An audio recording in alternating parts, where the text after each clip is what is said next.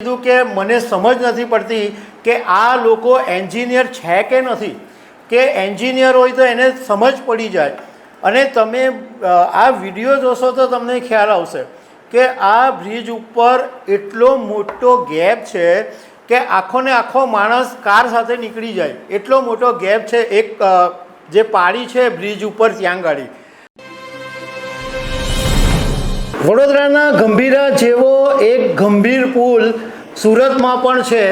અને આ સુરત કામરેજ રોડ પર જે બ્રિજ આવેલો છે, જે મુંબઈ અમદાવાદનો જે નેશનલ હાઈવે છે ત્યાં આવેલો છે અને તાપી નદી પર બનેલો છે. આ બ્રિજ પણ એવો જ છે જે ગંભીરા બ્રિજની જે વડોદરામાં દુર્ઘટના બની એવી જ દુર્ઘટના આ બ્રિજ ઉપર પણ બની શકે છે. અને મંત્રી ધારાસભ્યો બધા રજૂઆત કરી ચૂક્યા છે, એમ છતાં પણ સરકાર અને તંત્રના પેટનું પાણી હાલતું નથી. કદાચ એવી રાહ જોવાઈ રહી છે કે થોડા લોકોના મોત થાય પછી બ્રિજ બને.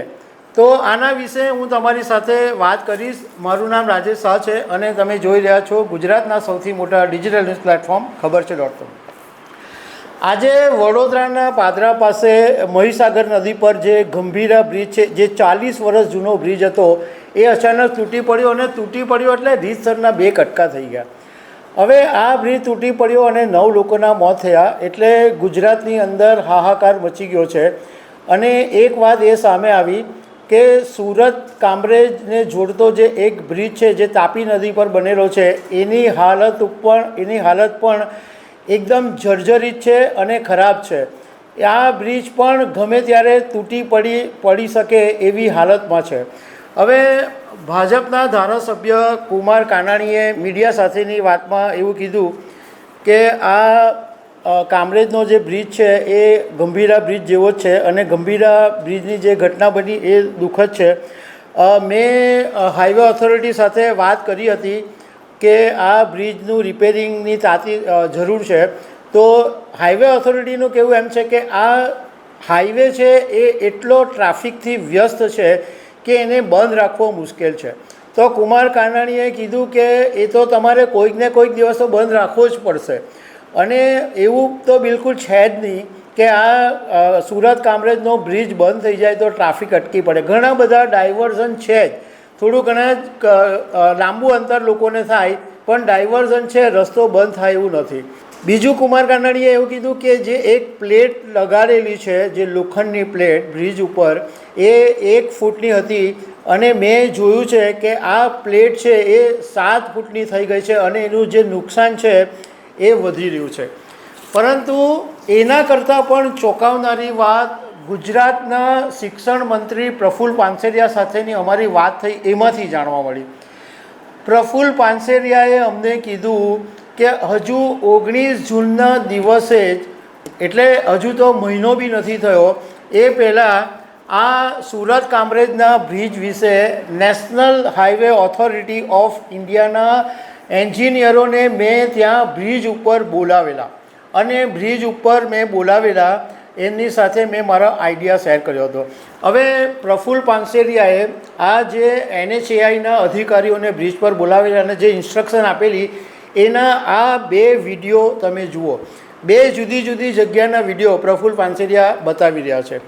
તો પ્રફુલ્લ પાનસેરિયાની સાથે અમે વાત કરી તો પ્રફુલ્લ પાનસેરિયાએ અમને કીધું કે એન્જિનિયરોને બોલાવ્યા અને એન્જિનિયરોને મેં આખો આઈડિયા આપ્યો હતો કે આ બ્રિજને તમે આ રીતે રિપેર કરો તો એનું સોલ્યુશન આવશે અને બ્રિજ મજબૂત થશે. બધી એ લોકોની જોડે વાત કરી હતી.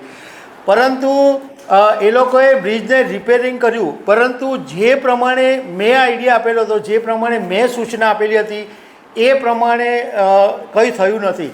અને પાનસેરિયાએ અમને કીધું કે મને સમજ નથી પડતી કે આ લોકો એન્જિનિયર છે કે નથી, કે એન્જિનિયર હોય તો એને સમજ પડી જાય.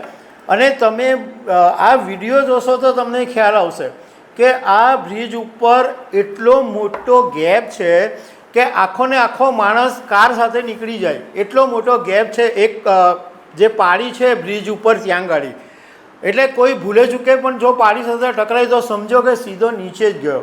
અને આ જે પતરાની પ્લેટ એટલે થાગા થીંગડા મારીને જે બ્રિજની ચલાવવામાં આવી રહ્યો છે એ પણ ખોટી વાત છે. અને પ્રફુલ્લ પાનસેરિયાએ કીધું કે અમે બધાને જ રજૂઆત કરેલી હતી, પ્રાંત અધિકારીથી માંડીને નેશનલ હાઈવે ઓથોરિટી બધાને જ વાત કરી હતી કે આ ગંભીર બ્રિજ છે, ગમે ત્યારે અકસ્માત થઈ શકે છે, પણ અમારી વાત સાંભળવામાં નથી આવતી. હવે નવાઈની વાત એ છે કે આપણા દેશની અંદર, આપણા રાજ્યની અંદર બધાનો જ વાંક છે આમ જોવા જઈએ તો. કારણ કે જ્યારે ઘટના થાય ત્યારે હોબાળો મચે અને પાછું 4-5 દિવસમાં બધા જેસે તે થઈ જાય. તમને ખ્યાલ હશે કે જ્યારે મોરબી બ્રિજની ઘટના બનેલી ત્યારે સરકાર ઊંધા માથે થઈ ગઈ હતી અને કીધું હતું કે આખા રાજ્યના બ્રિજ ચેક કરાવીએ છીએ, ચેક કરાવીશું, આમ કરાવીશું, તેમ કરાવીશું. તો શું થયું? આ ગંભીરા બ્રિજ કેમ તૂટી પડ્યો? આ કામરેજના બ્રિજની અંદર ક્ષતિ કેમ દેખાય છે? શું તમારા જે માણસો છે, તમારા તંત્ર છે, એની પર તમારો કંટ્રોલ નથી?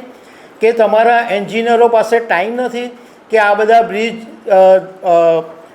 બ્રિજની અંદર સમારકામ કરવાનું છે?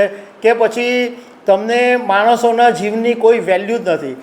તંત્રનું તો એવું જ લાગે છે કે માણસોના જીવની એમને કોઈ જ વેલ્યુ નથી. એમને વેલ્યુ ત્યારે થાય છે જ્યારે માણસ મરી જાય. માણસ જાય ત્યારે વેલ્યુ થાય. કારણ કે મોતની ઘટના બને એટલે પછી બ્રિજ રિપેરિંગ કરવા દોડી જાય. પણ ભાઈ પહેલેથી કરતાં તમને શું વાંધો આવતો હતો? આ વસ્તુ ચાલતી છે, ચાલતી જ રહેવાની છે. કારણ કે આ બધા મગરમચ્છની ચામડીના માણસો છે. તંત્રના અધિકારી હોય, સરકાર હોય, સરકારના નેતા હોય, બધાને પૈસા અને વૈભવ સિવાય કંઈ જોઈતું નથી. લોકો મરે નહીં મરે એની સાથે એ લોકોને કંઈ લેવા દેવા હોતા નથી. તો દર્શક મિત્રો, આવી અનેક વાતો સાથે અમે તમને મળતા રહીશું. Thank you very much.